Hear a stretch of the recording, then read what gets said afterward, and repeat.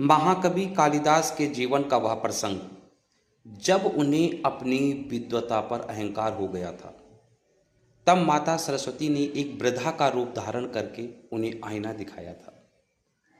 कालिदास यात्रा कर रहे थे। कहीं धूप में उन्हें बहुत प्यास लगी। वे एक कुएं के पास रुके जहां एक वृद्धा पानी भर रही थी। कालिदास ने अभिमानवश कहा, माते, मैं बहुत प्यासा हूं, मुझे पानी पिला दो। वृद्धा ने मुस्कुराकर कहा, पुत्र, मैं तुम्हें नहीं जानती, पहले अपना परिचय दो, फिर मैं तुम्हें पानी पिलाऊंगी। कालिदास को लगा कि पूरी दुनिया उन्हें जानती है। उन्होंने गर्व से कहा, मैं अतिथि हूं। वृद्धा ने कहा, पुत्र, तुम अतिथि नहीं हो सकते। संसार में केवल दो ही अतिथि हैं, पहला धन और दूसरा यौवन। ये कब आते हैं और कब चले जाते हैं किसी को पता नहीं चलता।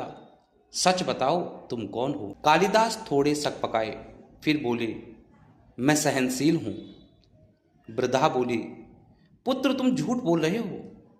दुनिया में केवल दो ही सहनशील है, पहली पृथ्वी, जिस पर हम बोझ डालते हैं फिर भी वह अनाज देती है, और दूसरा पेड़, जिसे पत्थर मारो तो वह फल देता है।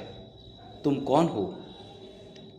कालिदास थोड़ा परेशान हुए और बोले, मैं हठी हूं, मैं जिद्दी हूं। वृद्धा ने हंसकर कहा, नहीं पुत्र, हठी भी दो ही होते हैं, पहला हमारे नाखून और दूसरे हमारे बाल।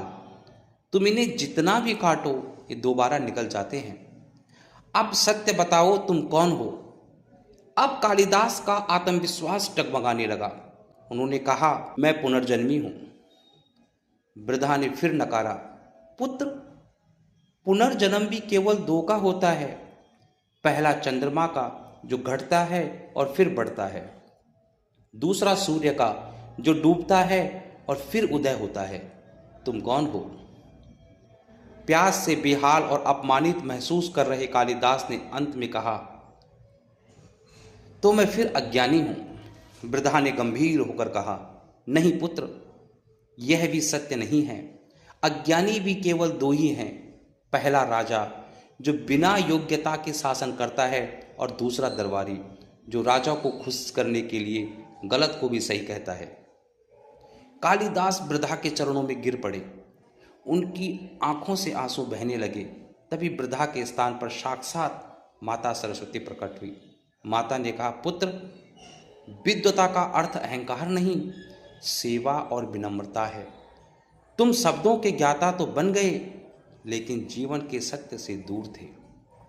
दोस्तों, इस कहानी में हमें सीख मिलती है कि इंसान के पास चाहे कितना भी ज्ञान या पद आ जाए, उसे कभी अहंकार नहीं करना चाहिए, क्योंकि अहंकार ज्ञान का अंत कर देता है। आपको यह जानकारी कैसे लगी, कमेंट में जरूर बताइए।